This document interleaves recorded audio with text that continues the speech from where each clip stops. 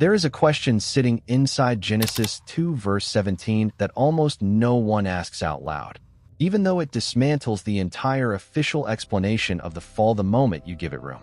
God plants a tree in the center of Eden, not at the garden's edge, not hidden in some peripheral corner, but at the very center, where every path in that sacred space converges. God tells the man and the woman not to eat from it. And then, in the very same cosmic mind that already knows the end from the beginning, the mind for which all of history is a single unbroken present, for whom what will happen in 10,000 years is as visible as what is happening now. The answer to what comes next is already written before the first syllable of the command has been spoken. So the question is not complicated, but it is devastating. If God is omniscient, if he already sees Eve's hand reaching toward that fruit before the first breath of creation has been drawn, why does he plant the tree? Not why does he allow the eating?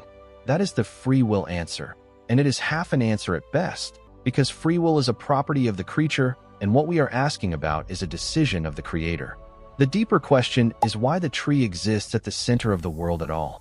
Why place the one object that will fracture everything God has declared very good right at the heart of the garden he designed as a dwelling for creatures made in his own image, in a world filled with every provision they could need? If you already know the ending, and the ending is catastrophic, why write the first sentence that makes it possible? The Sunday school answer is free will, and then it stops, as if that two-word phrase is a sealed door that permanently closes the room. But free will explains why God did not arrest Eve's hand in the moment she reached toward the fruit. It does not explain the architecture of the garden, why the tree was planted at the center rather than the periphery, why its fruit is described in Genesis 3 verse 6 as good for food and pleasing to the eye and desirable for gaining wisdom, why its location is given to us in the same breath as the tree of life, as if these two trees are intended to be read together rather than separately, and why the being who approached Eve and constructed an argument sophisticated enough to persuade a sinless creature was permitted inside the garden at all. These are not minor theological inconveniences that dissolve under enough doctrinal pressure. They are the load-bearing questions of the entire narrative, and the canonical text raises every one without answering any. Genesis gives you the tree, the command, the serpent, the temptation, and the consequence, and then it moves forward as if the questions it just placed in the reader were never actually there. The assumption is that you will accept the summary and not press the places where the text goes silent. But the oldest manuscripts, the ones the Ethiopian Orthodox Church has been reading continuously for over 2,000 years while the Western canon excluded them, the fragments recovered from the caves near Qumran, the ancient Aramaic interpretive tradition preserved in the Targum literature, those texts do not compress the same passages. They go somewhere else entirely. They go somewhere that transforms the story of Eden from a narrative about the fragility of human obedience into a narrative about the mechanics of cosmic conflict, and what they preserve about the tree, what it actually carried, why it stood at the center, what was operating through the serpent, and what Eve was actually told before she reached for the fruit, is not anything the standard version has ever chosen to include. The gap in the canonical account is not accidental. It is precisely the shape of what was removed. If this is the kind of knowledge you have been looking for, the answers preserved in text the councils chose to leave out, the pieces that survived the editing and kept their shape intact. Subscribe now and share this with someone who has always felt the official answer was far too small for the question it was handed. Because what comes next goes all the way to the foundation of what happened in the garden, and it does not arrive where you expect. There is something that must be understood about the nature of the prohibition itself before any of the other ancient sources can be fully read, because it concerns a Hebrew word the English translation loses entirely. The tree is called the tree of the knowledge of good and evil, and the word translated as knowledge is dayat, a word that in the ancient Israelite world did not mean what knowledge means in the Western philosophical tradition. Dayat was not informational knowledge, not the kind of knowing that comes from being told something or reading it on a page. It was experiential knowledge, intimate, transformative, lived knowing that comes from direct encounter with a reality rather than from any description of it. The same word appears in Genesis 4 to describe the most intimate knowledge one human being can have of another. The tree of knowledge was not the tree of moral data or the tree of ethical awareness. It was the tree of full experiential reality, the direct and total knowing of what existence contains at its deepest and most complete. And within ancient Second Temple tradition, this kind of knowledge was understood as belonging to a specific order of being, one the human creature was moving toward, being formed for, but had not yet arrived at. The preparation mattered. The formation was real. The moment of reception was sequenced within a covenant relationship that had both a direction and a pace, and the tree stood at the center of the garden as the destination made visible, not as a prohibition meant to stand forever, but as a covenant horizon toward which the human creature was being built. The ancient Israelite understanding of Eden also makes the tree's position unmistakably significant in a way the canonical text never states directly. In Second Temple tradition, the garden was understood as the earthly mirror of the heavenly sanctuary, the original meeting place of the divine presence, and the human creature within a sacred geography that the tabernacle and later the Jerusalem temple were constructed to echo at a greater distance. The connections between the garden's physical description and the temple's design were not coincidental. The branching form of the menorah corresponds to the tree of life at the garden's center. The directional structure of the four rivers parallels the sacred geography of the sanctuary complex, and Ezekiel's vision in chapter 28 calls Eden the garden of God and the holy mountain of God in the same passage. In this understanding, the tree of knowledge was not simply a forbidden object inside an otherwise ordinary space. It was the most sacred element within the most sacred space the created world contained, the covenant center within the earthly sanctuary. In the ancient theological imagination, the center of the sacred space is always the place where the covenant between God and the creature is either honored or broken, where the relationship is tested at its deepest point and either holds or fractures. The tree was placed there because the center is always where the covenant lives. The Book of Jubilees, one of the most important texts in the Ethiopian Orthodox canon and among the most carefully studied manuscripts recovered near Qumran, does something Genesis never does. It gives Adam and Eve a lived timeline inside Eden before the crisis arrives. Jubilees records that Adam was brought into the garden 40 days after his creation, and Eve 80 days after hers. Numbers embedded within a precise system of sacred time that maps directly onto the purification intervals prescribed in the Book of Leviticus for ritual reintegration.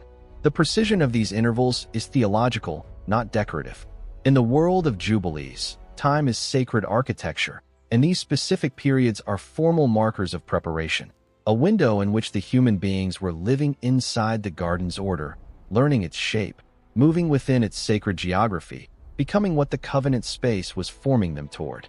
This timeline restores to the Eden narrative what Genesis removes entirely: the structure of a prior formation that had both a direction and a destination, a covenant relationship already in motion before the temptation ever arrived. Within that structure, the tree at the center of the garden was not positioned as a bomb waiting to detonate the moment the humans drew close enough. It was a threshold, a boundary at the center of the covenant space, and a threshold is defined by direction, not by danger. It says, "You are not yet here, but the path is toward this, and the preparation is what makes you ready to hold what is on the other side." What happened in Eden, in the Jubilees framework, was not the threshold reached by humans who lacked sufficient discipline. It was the threshold forced by something that had entered the garden from entirely outside it, something that had already decided the preparation could not be allowed to reach its completion.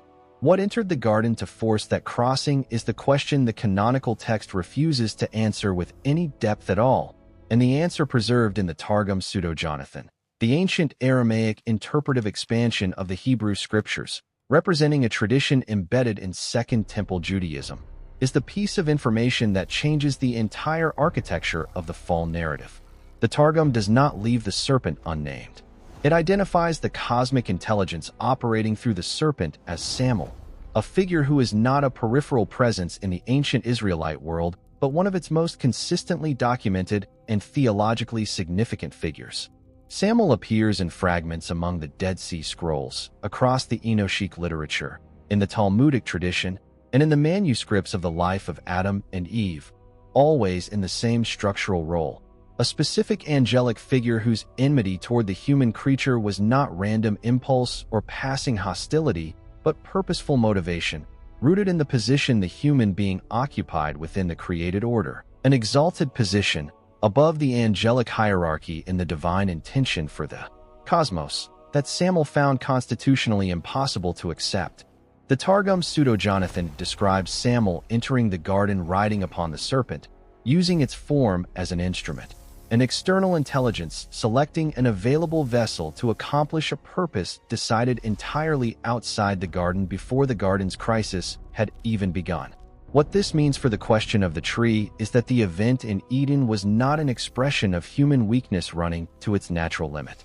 It was an operation, planned before Samael entered the garden, executed with precision, aimed specifically at the most sacred element of the covenant space, by an intelligence that understood exactly what the tree represented, exactly what the covenant's direction was, and exactly what needed to happen to interrupt that direction before it reached the completion it was always building toward.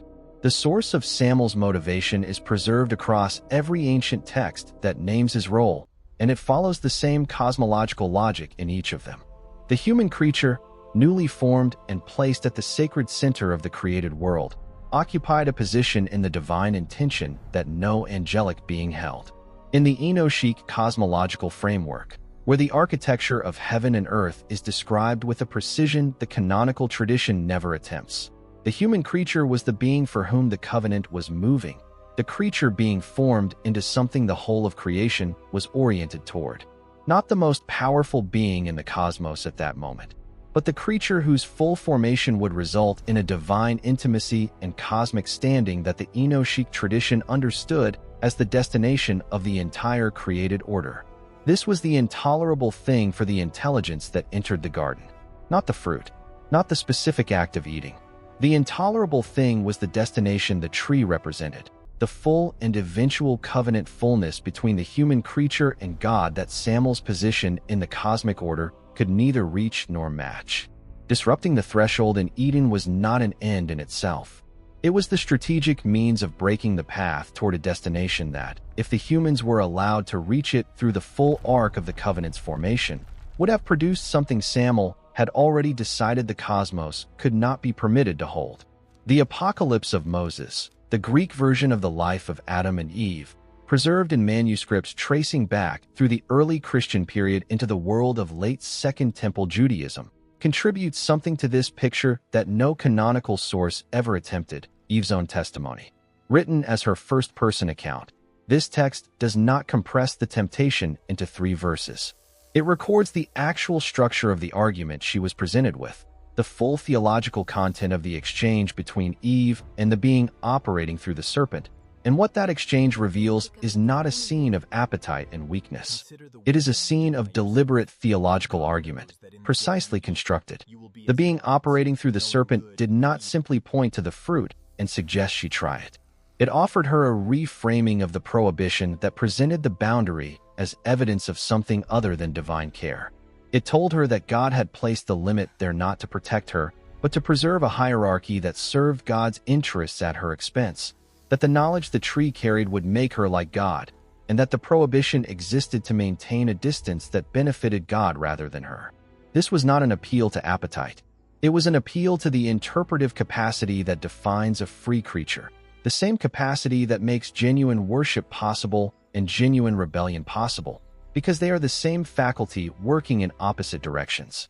And what the Apocalypse of Moses records, with a candor the canonical text entirely loses, is that Eve engaged with this argument in good faith, reasoned through it sincerely, found it coherent, and reached for the fruit not in a careless moment, but at the conclusion of a reasoning process carefully guided from outside. She was not foolish. She was deceived by a deception built specifically for her. The theological sophistication of that deception is the story the canonical text erases by compressing 3 verses over it. A human being who had never yet encountered a lie, who had no prior framework for recognizing a false revelation because she had only ever lived inside the real one, who had no experience of what it feels like to be shown a distorted mirror of the truth and told it is the truth itself, was presented with a version of God's intention built to be indistinguishable from genuine divine disclosure. This is what is lost in the canonical summary, and losing it means you lose the answer to the question about the tree, because you are left reading a story in which a simple boundary, a beautiful fruit, and an opportunistic serpent produced a moment of human weakness that changed everything forever. But none of it was simple. The prohibition was covenantal and sequential. The fruit carried real knowledge intended for a real appointed time. The being who subverted the encounter was a named cosmic intelligence executing a prepared strategy. And the humans at the center of it were not defective. They were early, still inside the period of sacred preparation the Jubilees timeline describes, and entirely without prior experience of what a lie shaped to resemble revelation feels like from inside the moment of believing it. Return now to the original question with all of this in view. Why did God place the tree at the center of Eden? The answer the apocryphal tradition preserves, across the Jubilees timeline, the Targum's identification of Samael, and Eve's testimony in the Apocalypse of Moses, is that the tree was a real threshold within a real covenant, placed at the center because the center is where a covenant's direction becomes visible and where its meaning is finally tested. The knowledge it held was real, the appointed time for receiving it was real, and the prohibition was not permanent, but sequential, a boundary that said not yet, but the direction is always toward this. In 2 Enoch, the Slavonic Enochic text preserving some of the oldest cosmological material in the ancient corpus, the wisdom the tree carried is framed within a created order explicitly oriented toward humanity's elevation, a fullness of knowledge and divine relationship that the human creature was being formed to receive rather than permanently denied. The tree was the covenant's destination rendered visible at the center of the covenant space. What Samael disrupted was not the destination, which remained real after the exile and continued to drive the entire biblical narrative forward, but the path itself, the sacred formation that would have brought the human creature to the tree's knowledge in a condition capable of receiving it without rupture, without the fracture that now ran through the center of both the human world and its relationship with the divine. The tree was always meant to be crossed. The question was never whether, only when, and in what condition the human creature would arrive at it. This is also the frame in which God's response to the fall finally makes complete sense. The exile from the garden, the introduction of mortality, the changed conditions between humanity and the earth. Read through Genesis alone. These responses carry a weight that can sit uncomfortably alongside any theology of divine love responding to what appears, on the surface, to be a first mistake by newly created beings. But read through the apocryphal tradition, what happened in Eden was not simply the first human sin in an otherwise peaceable world. It was the first human participation in a cosmic rebellion that had already disrupted the order above them. A rebellion now pulled into the material world through the deliberate action of a named and purposeful intelligence that had used the most sacred space in the created order as its operational theater. The consequences were structural because the rupture was structural. A fracture had run through the covenant architecture that held the garden's order together, connecting the human world to the broken order above it, and requiring a new framework, a longer and more difficult path, to continue moving the human creature toward the destination the garden had been preparing it for from the beginning. The exile was not a punishment. It was the necessary structural response to a rupture that had fundamentally changed the conditions under which the covenant would need to continue. The life of Adam and Eve confirms this picture by preserving something the canonical text omits entirely: what happened immediately after the exile. The text records Adam standing in the Jordan River in fasting and mourning, calling on the creatures of the world to mourn with him what had been lost. And then the adversary appears again, not in the garden this time, but outside it, in the world of exile, approaching Eve with another argument, another reframing, another attempt to redirect whatever formation was still underway in the broken world outside the garden's walls. The text presents this second encounter not as an isolated event, but as confirmation of an ongoing campaign. The same intelligence that had moved against Eden from the outside was still moving against the human creature in the world of exile, still pursuing the same disruption by adjusted means. What the life of Adam and Eve preserves here is the picture of a cosmic opposition that did not begin in Eden and did not end when the garden closed. The garden was not the origin of the war. The war predated the garden, used the garden as its first battlefield, and continued through the world outside it. Here is the question this community should carry into the comments. because it genuinely divides those who have spent serious time inside these ancient sources.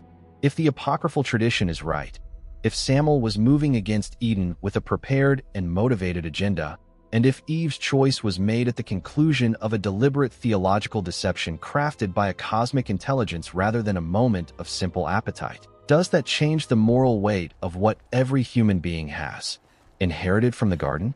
Does it shift the framework through which you understand the human condition itself and the distance between what God designed for the human creature and what the adversary arranged? Leave that answer below. How people respond to that question reveals more about what they actually believe concerning human responsibility, divine intention, and the architecture of the cosmic conflict than almost anything else the biblical story raises. The tree was placed at the center of Eden because a covenant without a real boundary is not a covenant. It is a performance with no stakes, no direction, and no meaning. The knowledge it carried was real. The appointed time for its reception was real. The sacred formation moving the human creature toward that time was real. What the apocryphal texts restore to this story, in the sacred preparation window of Jubilees, in the Targum's naming of the intelligence that entered the garden with its strategy already written, in the apocalypse of Moses' record of the theological argument that preceded Eve's choice, in the 2 Enoch cosmological vision of a creation explicitly oriented toward human elevation, and in the life of Adam and Eve's testimony that the adversary's campaign continued beyond the garden's walls, is a world in which the tree was not a mistake, not a trap, and not a test designed to fail. It was the first threshold of a covenant moving somewhere, placed at the center of the world because the center is always where the covenant is tested, and it was attacked from outside by the one intelligence that could not allow the humans inside that garden to become what the garden was preparing them to be. The tree that was meant to be a future gift was turned into the instrument of a present rupture, not by human weakness alone, by a conflict that predated the garden and found its first human theater inside it. That is not the story most people were taught, but it is the story the oldest surviving manuscripts tell, texts preserved in the Ethiopian highlands and the limestone caves near the Dead Sea and the ancient Aramaic scribal tradition. And it is the only version of the story in which the question of why God planted that tree finally has an answer that holds all the way to the bottom. Not as a defense, not as an excuse, but as a window into a cosmos that was always larger, more contested, and more purposeful than the 4-chapter version handed down to us, and a reminder that the silence in the canonical record is not empty. It is the shape of everything that was removed, and what remained is still speaking. If what the oldest manuscripts say about Eden has shifted something in the way you read this story, share this with someone who has read Genesis their whole life and always felt that the official answer was only the beginning of something much larger. And if you want to keep following the thread of what the ancient sources actually preserved, subscribe and stay close. Because the further into these texts you go, the more clearly you see that every silence in the canonical record was shaped by a decision. And everything that slipped through is still here, still saying what was always true before the editing began.